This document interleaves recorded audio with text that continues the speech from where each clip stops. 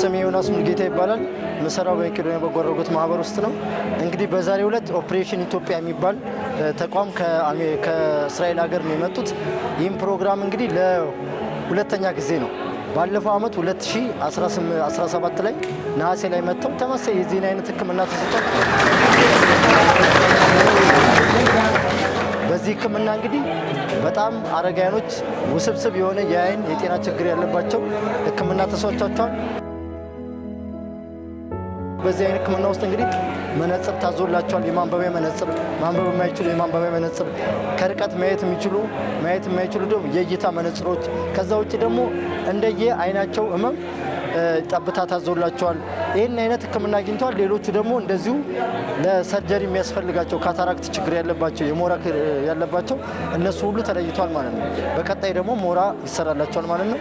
በጣም ትልቅ ስራ ነው የተሰራው።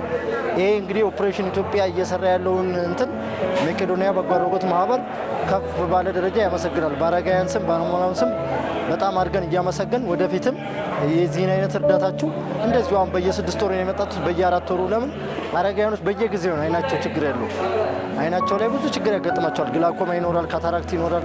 የተለያየ አይን ችግር ስለሚያጋጥም አይን ስለሆነ ደግሞ ለሁሉም ነገር ሁላችሁም ያው አይናችን ነው ብላችሁ መታችሁ አሁንም በቀጣይ ሕክምናውን እንድትሰጡን በእግዚአብሔር ስም በመቄዶንያ በጎ አድራጎት ስም ጠይቃለሁ። አመሰግናለሁ።